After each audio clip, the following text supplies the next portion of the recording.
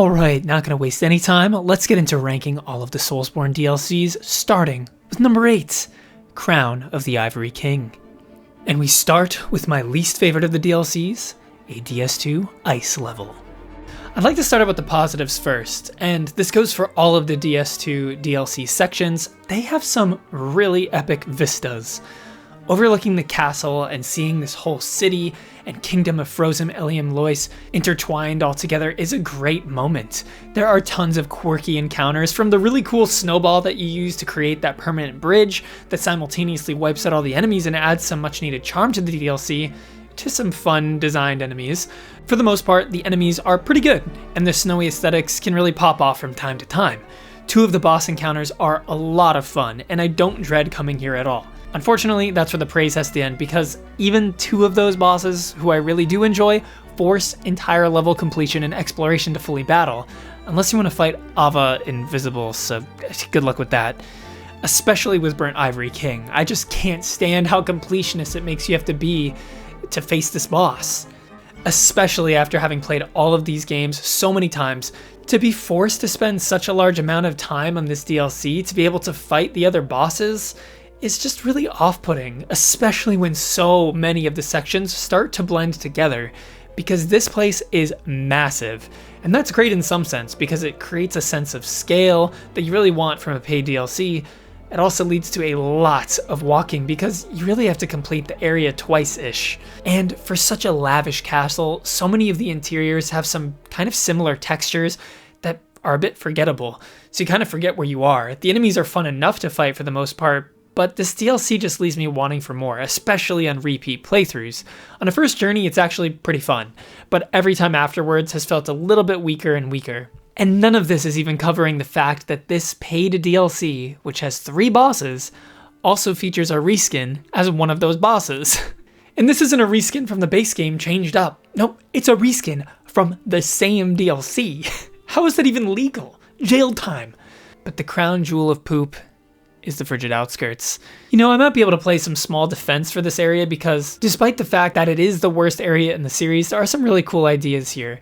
I like the idea that you get moments of visual clarity to help you see the next area for respite before the blizzard descends upon you, but then you get to the building and there's no bonfire, and then the infinite reindeers reappear. With some tweaking, this could have gone from the worst of the worst to at least passable. And that's just sad to see. When you have a paid DLC that has so much content that annoys you, it can't go anywhere other than last. With all that said, it's still a decent DLC, and I'd recommend you play it for yourself and form your own opinion. For me, it's C tier. Number 7, Crown of the Sunken King. If you don't gather from my channel, I kinda like bosses. I know I keep it on the down low, but just between you and me, Crown of the Sunken King, on the other hand, provides likely the strongest of the Dark Souls 2 DLCs in terms of areas. The enemies are mostly pretty fun, although pretty similar to the other DLCs, but the main charm here is the mystical and magical aesthetic of the area. Unlike Elium Lois, when you see this vast expanse of ancient pyramids to explore, you really do feel like you get to explore what you're sold from the beginning. Hidden traps, ghostly apparitions, secret tiles. So you get to be a little explorer of this ancient green-tinged ruin. You get to see flooded caves below, the trap-infested corridors, and at the grand center of it all, the pyramid. So in that sense, this is a really solid DLC. You really get totally lost exploring here in the best way possible. Unfortunately, I do find the boss fights here to be really lacking compared to every DLC above, making it impossible for me to rank it any higher than this. And I really find that as fun as this area is, after a few playthroughs, the charm of exploring every corner has left the building. To be honest, I find Cave of the Dead and the Gang Squad to be quite literally just as bad as the Bed of Chaos, if not even worse. And while I do enjoy Sin and Alana, they aren't perfect. I don't know why they felt the need to add status effects and weapon-destroying hide to Sin, and as much as I find Alana to be one of the best balanced mage fights in the series, it's still kinda weak on the spectacle front in comparison to DLCs like the Old Hunters, Shadow of the Erdtree, the Ring City, etc. This DLC is a big fish, but unfortunately, it is in the massively sized pond of FromSoft's DLCs, B tier. Number 6, Crown of the Old Iron King. Each of these Dark Souls 2 DLCs unfortunately suffer from 2 things. One is that instead of one large DLC, we got them divided into pretty moderate-sized chunks. The Shadowkeep alone in Shadow of the Erdtree would be larger than any one of these DLCs, despite being one little small section of a sequel-sized DLC. The other is that it's restrained by the consistent limitations of Dark Souls 2 as a whole. One of these is the vast amount of gankiness, and the other is the sometimes janky mechanics. The Crown of the Old Iron King does the best at bucking these limitations to really create a DLC that I prioritize returning to whenever I can. To me, it's the best that Dark Souls 2 has to offer and really provides a fun and complete experience. First of all, it might be my favorite entrance to a DLC in the entire series. Approaching the towers through these massive chain links is an iconic image that I will have burned in my memory, and it was so damn good that they reused it leading up to the Fire Giant in Elden Ring. It just captures that fantasy element that fills you with a sense of wonder, discovery, otherworldliness, and scale that just gets you hyped for what's to come. Broom Tower itself is one of the most fun, vertically designed levels as well. Figuring out the destinations of each of the elevators takes you on a little fun mystery. It really evokes memories of the Research Hall, the Shadowkeep, and all of those labyrinthian vertical levels that we know and love. And finally, we have the bosses, the worst of which is definitely Blue Smelter, which, while I have a disturbing amount of fun fighting him, I have a lot of serious problems with. First of all, it's a DLC. Why are we paying to fight the same boss again? And the arena. It's in my top 10 worst boss arenas video. I put this area as third worst in the series. It is such a butt-ugly, tiny arena that is copied and pasted from the base game. I could not believe that they didn't expand it to a bigger arena, give slightly more aggression, change the aesthetics, anything. All they did was make it blue and change some timings. While the fight itself is so fun to actually do, the run-up and the idea that you're actually paying for this reskin does really put a damper on it. Outside of that, there are two world-class bosses that both distinctly evolve the Dark Souls 2 combat system to somewhere I didn't think it could go. One uses speedy dashes to create a sense of jousting, and the other uses slow and deliberate combos with immaculate sound design and visual flair. Both Sir Elan and Fume Knight are miles above the next placed Dark Souls 2 boss, and their existence single-handedly carries this DLC to the top for me, and even Dark Souls 2 as a whole at times. I think a key component that defines a DLC and something that you really need to praise a DLC for is when it elevates the base game to something you didn't think was possible, and I think that's what they did with the bosses of this DLC. I understand if you're not as much of a boss fiend as me, you might put another DLC above this, but for me, those two are just too good, and I had to place it here. High B tier. Number 5, Ashes of Ariandel. Ashes of Ariandel, in my opinion, is what I wished the painted world of Ariamis was in Dark Souls 1. It takes full advantage of snowy, castle-y, bridge-filled aesthetic, shining, twinkling sunlight reflecting off the delicately frozen landscape. It has beautiful creatures and engaging battles against complex enemies, and is capped off with an invisible boss that is amongst the best in the series, as opposed to Ariamis, which attempts but falls flat on most of these elements. The big problem here, though, is the size. Contrary to popular belief, it does matter. While Dark Souls 2 DLCs were admittedly quite short, this is even shorter, with only 2 real bosses as opposed to 3. It feels like you could get through the entire thing in just a couple hours, even taking your time, which is a huge slight against it. And I know how much of the community despises the Gravetender's Great Wolf boss fight. Personally, I actually really like it. I think the music is fantastic, the arena is one of my favorites, and I have a lot of fun dashing past the Zoomy Doggo. It's not fantastic, but it's not miserable like literally any of the optional bosses from the Dark Souls 2 DLCs, and it's like a fun, better-looking Vort boss fight, which I always enjoyed. I think the enemies of this area really nailed it for me as well. But of course, the main reason to do the entire DLC is Sister Fried, who remains a top-level boss even after the release of Elden Ring and Shadow of the Erdtree. It has 3 distinct phases, each of which could have been a complete boss to themselves in any of the games prior. Phase 1 alone is quite literally way more complex than the entire Crossbreed Priscilla boss fight, and that really capitalizes on the entire stealth mechanic. Phase 2 is one of the best gank fights in the entire series, and Phase 3 is one of the best duels in the entire series. It's almost like 3 distinct boss fights in one, which almost completely excuses the lack of content in this tiny-sized DLC. I also love the way the environment is weaved into the actual gameplay, from traversing a bridge that needs to be chopped down, dropping down frozen roots to target snipers from afar, avoiding fury-filled trees that, holy god, made me poop my pants the first time I saw them. I also love the NPC fight, the overall story of the town. Although it is all a bit simple and straightforward, I love it. In all honesty, the Crown of the Old Iron King might actually be an overall better package to most people, but to me personally, I had just so much fun with the aesthetics of this DLC, the combat of Dark Souls 3 as a whole, and the amazing final boss that it surely got a notable bump in my personal scorecard. However, I would still say B tier. Number 4, Artorias of the Abyss.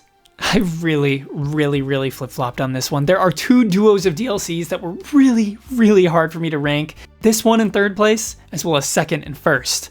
Artorias of the Abyss literally made the blueprint for the greatness that FromSoft would become. There is so much in the DNA of this DLC that embodies the best of the best that FromSoft has to offer, from bosses, to world building, to iconic characters, and more. Demon's Souls unfortunately never had a DLC, so this was the first time in this series of games that we even experienced a DLC, and what a standard to set. The base game of Dark Souls 1 is a really fantastic experience, but there are quite a few weaknesses, particularly with the boss quality. The DLC presents some of the best bosses of the entire series, and not only the best, but the most iconic. When you think Souls boss, many people will go straight to Artorias or Manus. When you think of a Souls dragon, Calamite was the first real dragon boss, not you stupid dragon god. And every dragon boss afterwards was judged against the Calamite standard. Every knight was judged against the Artorias standard, and every beast against Manus. Even the throwaway boss of the DLC, and I say that in quotes because it's Sanctuary Guardian, a really solid and aggressive fight that surpasses just about everything in the base game on a mechanical level. And even as recent as the final boss of Shadow of the Erdtree, we're seeing bosses pay homage to these classics, with Radahn embodying the engaging and undefined number of flips that Artorias amazingly popularized. Bloodborne and Sekiro took inspiration from Manus, and we have to thank this DLC for so much FromSoft has given us. While everything we do have here I like, I've noticed DLCs tend to be really a referendum on if you like the base game. For better or for worse, the DLC will carry the base game's mechanics, the speed of combat, the weapons, the healing system, etc. And I would be lying if I said this didn't impact my ranking of the DLCs. As much as I really do love stuff in each of the Dark Souls 2 DLCs, these factors do impact my enjoyment, even if it's not necessarily that DLC's fault.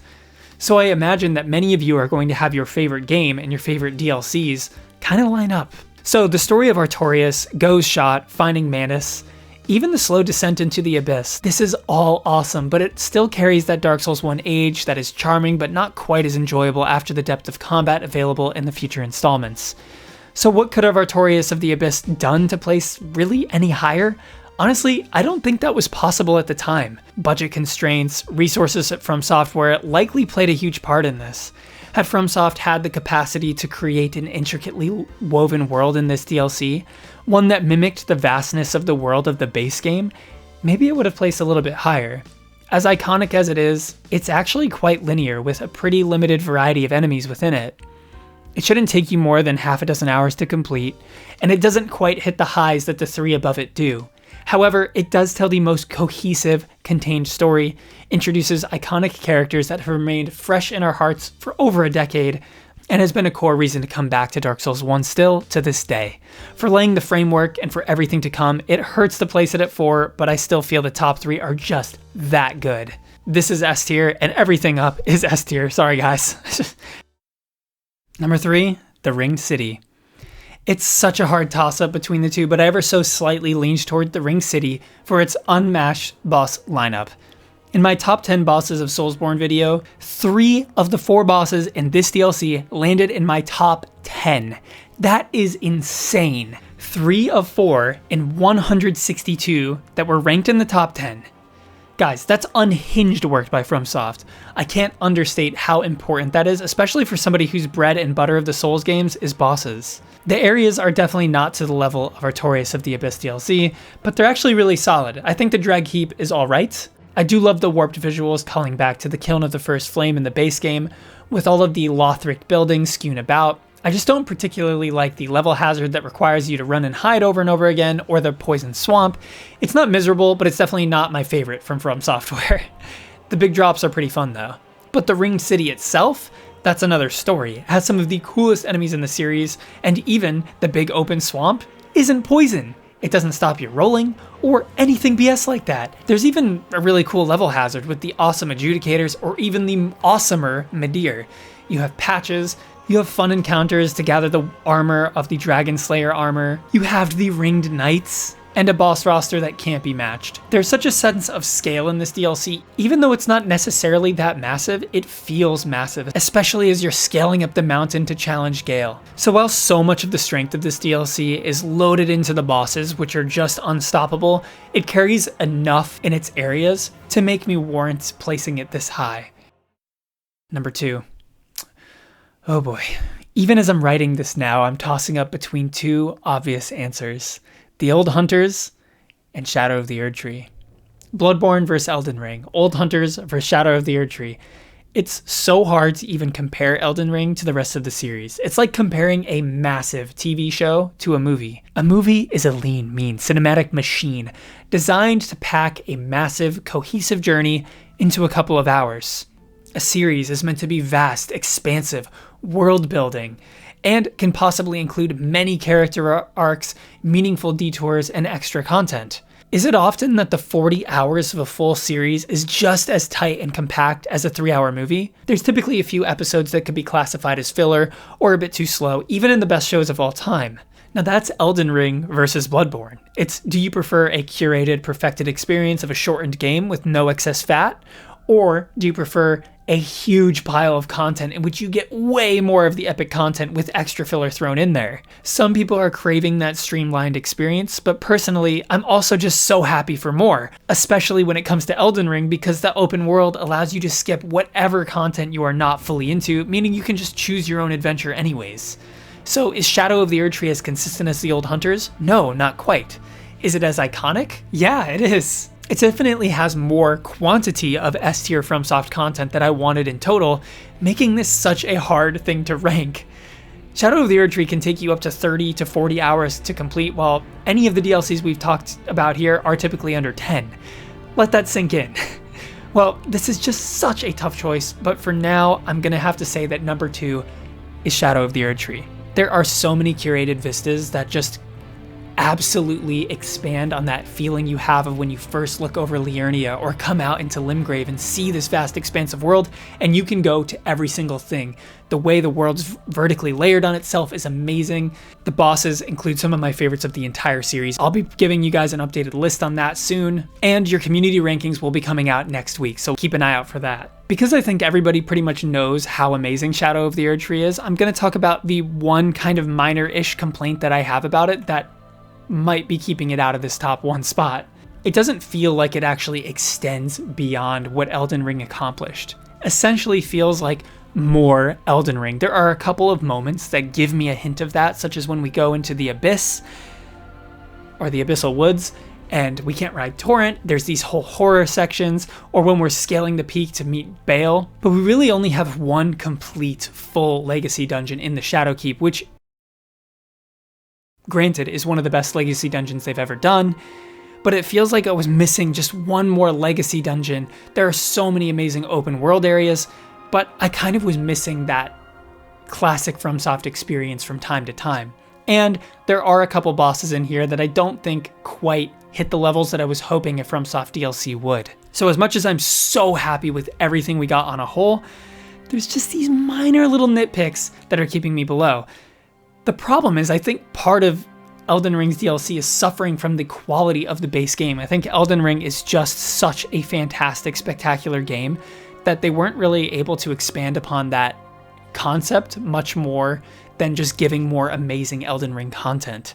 The level of difference between the base game of Bloodborne to the Old Hunters is so massive that the Old Hunters absolutely defines that game, where I feel like Shadow of the Erdtree doesn't necessarily define Elden Ring. It's essentially a sequel to Elden Ring. It's like a half sequel. Like Elden Ring 1.5 is added on. The Old Hunters feels like it does something completely different and beyond what was achieved in the base game. I've just been going through Bloodborne again and fighting the One Reborn, Mikolash, Rom, all back to back is just so annoying. But when you get to that DLC, the boss quality instantly like triples. It's just absolutely unbelievable.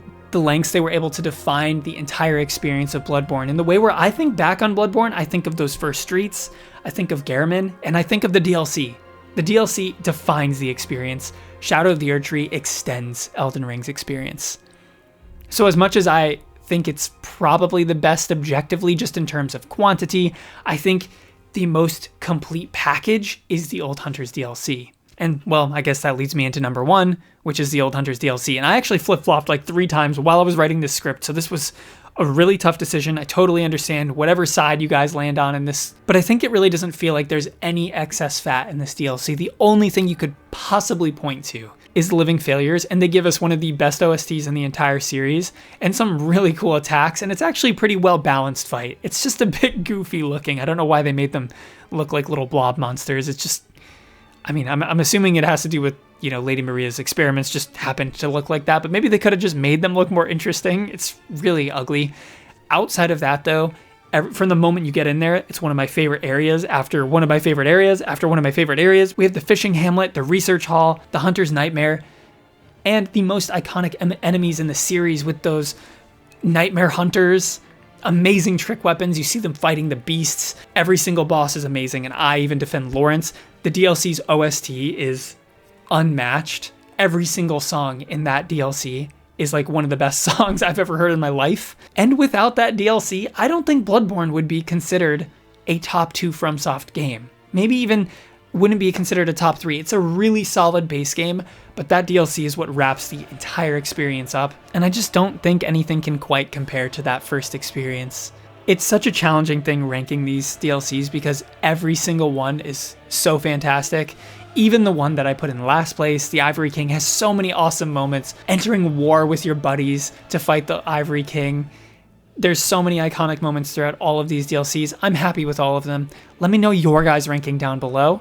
This is just my opinion. Remember that. And I hope you all have a great day. Peace.